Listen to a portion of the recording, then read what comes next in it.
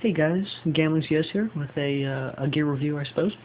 I just finished unpacking my hiking pack, my day pack and stuff like that. It's also my survival and my bug out bag.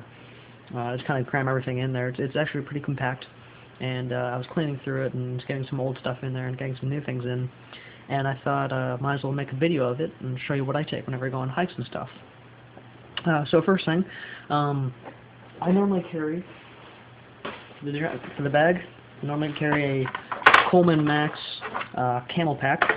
You can see that's kind of big. I've attached two smaller bags, which we'll get to later. It's got one big bag and a little elastic band on the inside, and then it's got the actual pack for the bladder, the camelback. Also, I keep a sheath on the front, which I'll explain more about. Yeah, that's just the general carrying pack. Inside that I have 2 liters of water generally filled. Right now I'm cleaning it, and yeah, it's just really brightly colored, which is good for being spotted and such. So bright colors are great for survival issues. Inside of that smaller pack I keep this. It's a container I got from the contest by Captain Fox, I believe his name is. I'll post a link down below.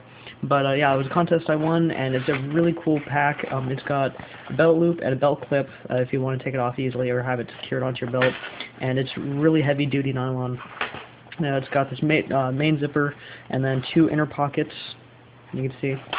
Also has these elastic bands on the side for like pens and stuff, and then a smaller pouch on the front. It's really nice, compact, and very strong. I've taken this with me. It's been thrown against rocks and all manner of being beat up, but it's still held tough. It's tough. It's a Husky brand. It's right up there with Maxpedition in my opinion. So this is where I generally keep most of the stuff, just to keep it compact. So if I'm on the run and I don't want to have the water, if I don't want to have my camelback on, then I can just put this onto my belt and I can just get ready to go. So inside this, I've got a bunch of different things. I'm going to go over the first aid kit, which goes in this pocket. It's not an actual kit, it's kind of a whole bunch of bags put together. First thing is a little pack of Band-Aids, just multiple different sizes. I also think I have some butterfly flaps in here, and a little bit of gauze. Good stuff. Next I have clean wipes, blister packs, moleskin, more butterfly flaps, you see right there. Just everything else you can imagine to keep stuff sanitary and clean. It's really important, especially out in the wilderness, to try to stay clean. Otherwise you're going to get infected, or you can come down with something and it'll end badly. So you try to stack this up in your favor, especially out in the wilderness. Another thing is this little thing. It's a little gel square. It's kind of like a gel version of Second Skin, if you've seen that.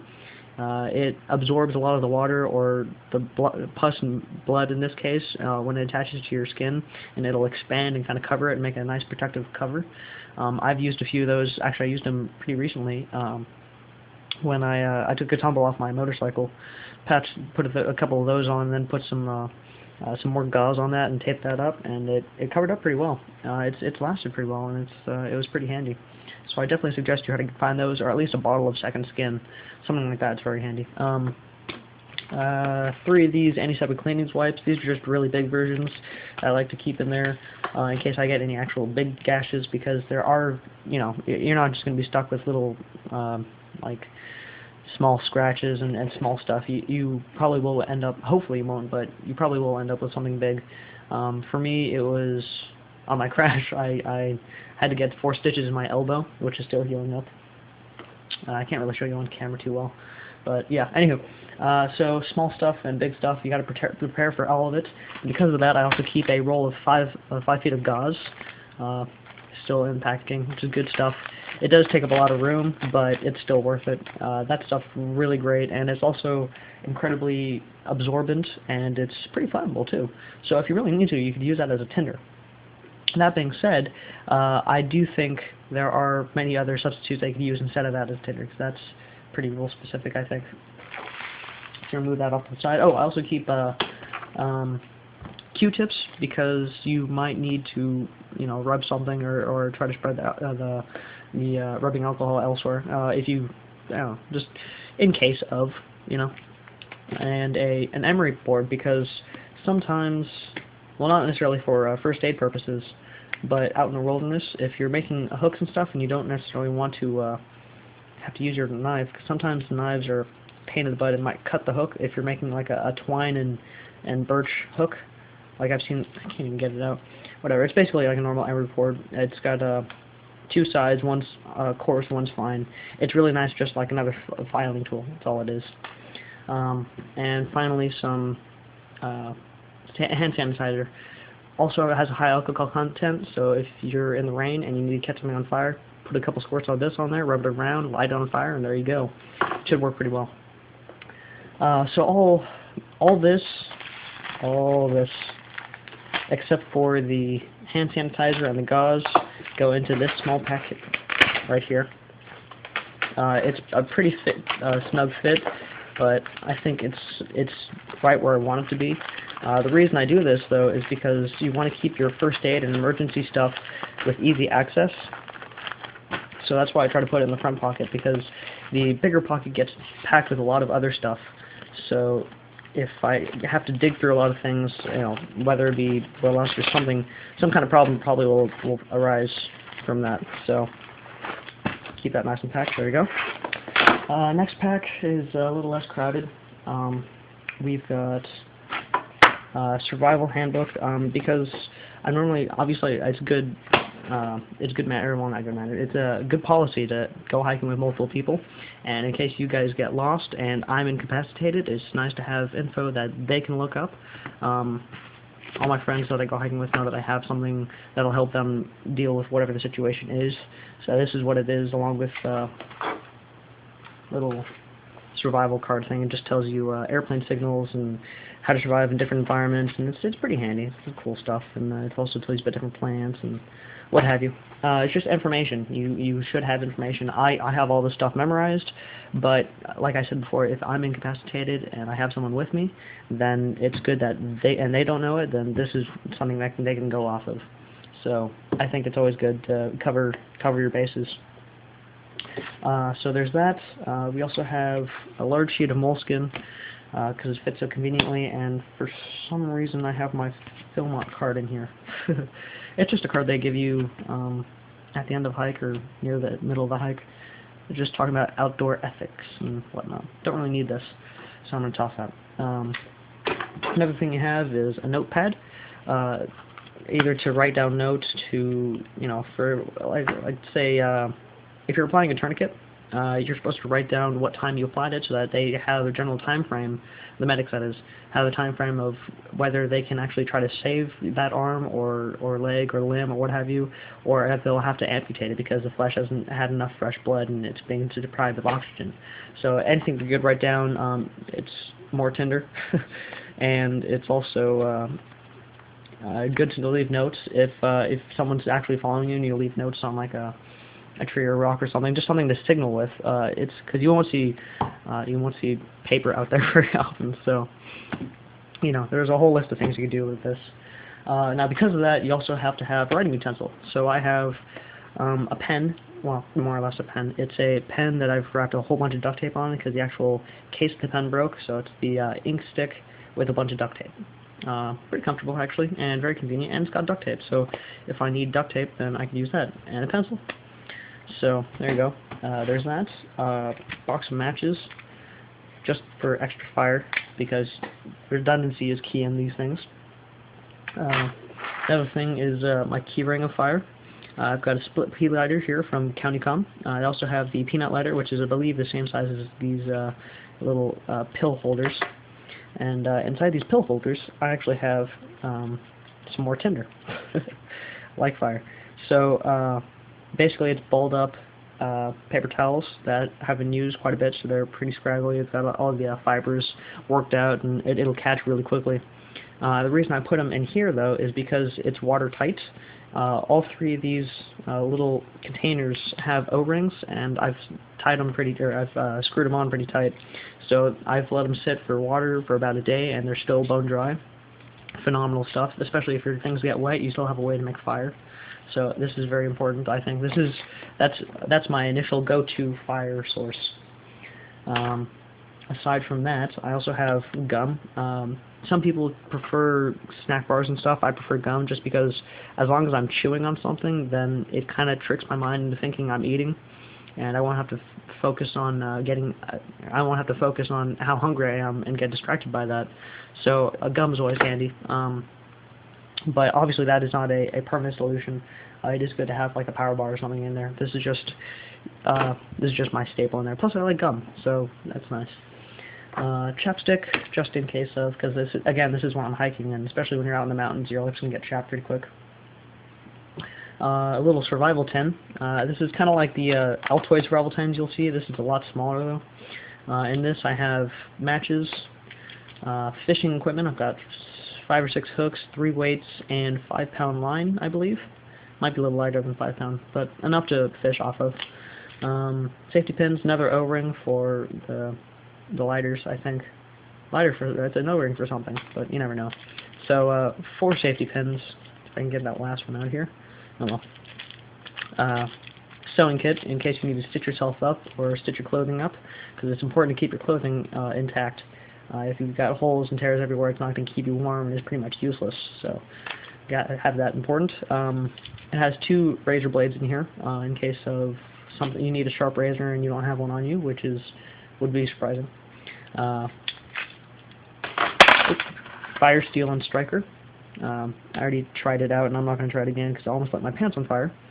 So, God, I can't stop dropping these. So, good stuff. And then finally, well, 2 more things. Another needle and a safety pin, which I keep dropping. I can't keep anything in my hands right now. Another pin, you can see. And finally, 6 number 22 scalpels. Captain Fox gave this to me. I don't know. I haven't really thought about having these in there for some reason. It's just kind of strange to have a scalpel, but you know, if it's good utility. How you can make a new knife out of this is carve yourself up a new handle and then tie it up with some twine or the fish line or something, and you've got yourself a nice little knife in case of whatever. Because sharp objects are nice because you don't have to flint knap a new piece of obsidian. Anywho, so that's all in this little tin, which is nice and compact and very handy. You put all this stuff back in there. And what else do I have in there? Oh, knives. Of course, because knowing me, you can't not have knives in there. Oh, here we go. So I'm going to get on to the... now, again, all this fits into the larger pack of the Husky bag. There you go. And this is actually pretty loose. You'll have a lot of room, I find, with this bag. So fit these in the smaller pocket.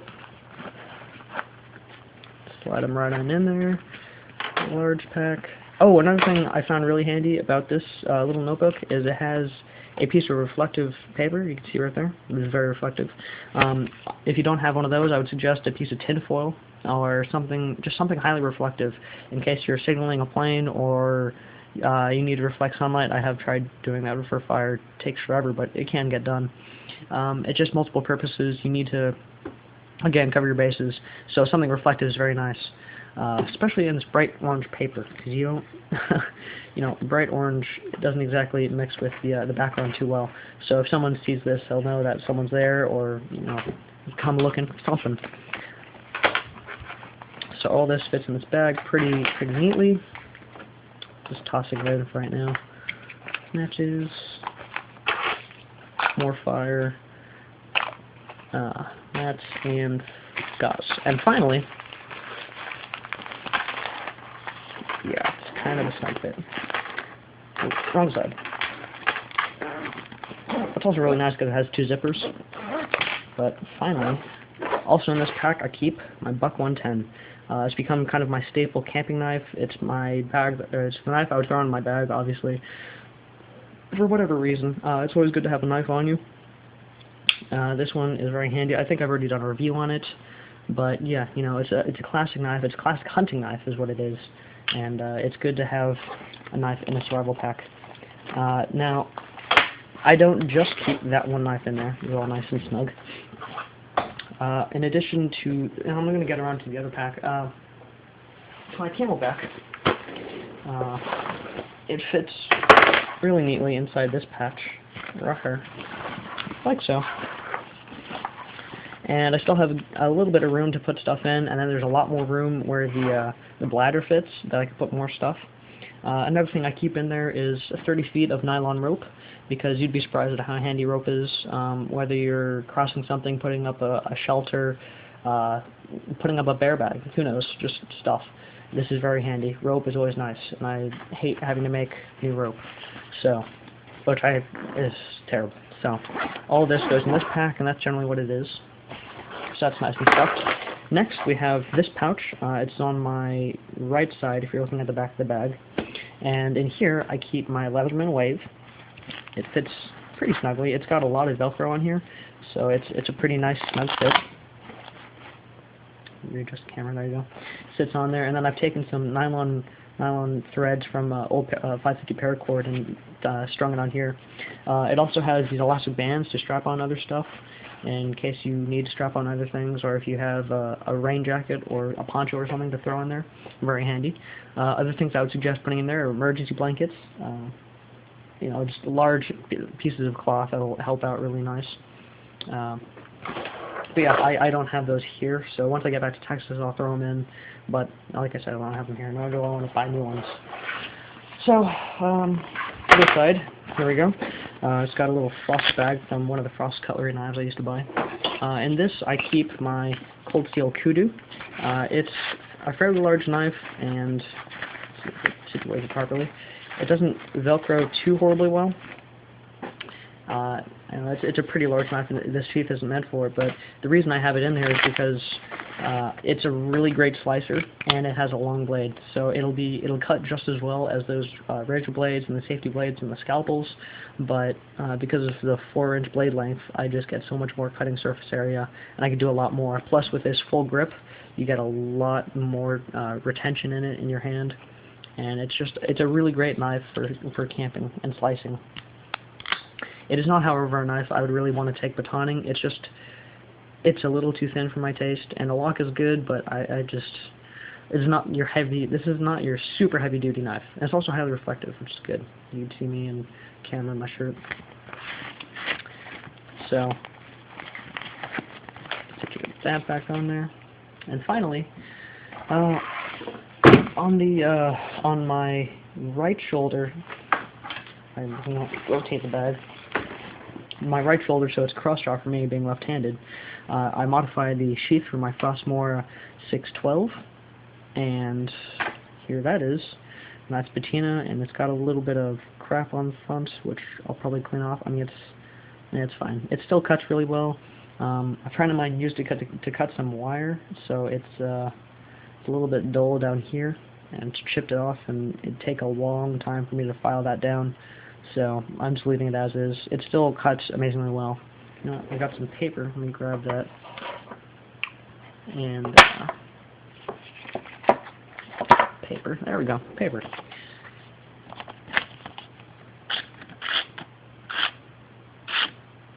Yeah. See, I mean, it cuts really well. I'm just bad at cutting. So, this I keep on my shoulder in the sheath. I can fit in there. There we go. Nice and snug. And then just snap it on like that, and I'll hold it pretty securely. It's a pretty tough fit. It doesn't fill out too quickly. I mean, if I leave it like that in case of emergency, where I could just yank it out and have it at the ready. Another way I've secured it more is doing this overloop, where I have the working end underneath the dead end. So loop that over and pull. That's a lot harder because it's pulling and using the friction of the leather to actually hold it nice and secure. Anywho, so this is my survival pack. This is what I use. Other addendums I would add to it is replace that nylon rope with 550 paracord, because paracord has the 7 strands of nylon inside the shell, and that can also be used as fishing line. It's just a lot more versatile than the nylon rope I have, since mine is Samson braided and doesn't have a core. It's a monofilament thread, or monofilament rope. So, anywho, just thought I'd show you guys my survival pack. I hope you enjoyed the video, and have a nice day.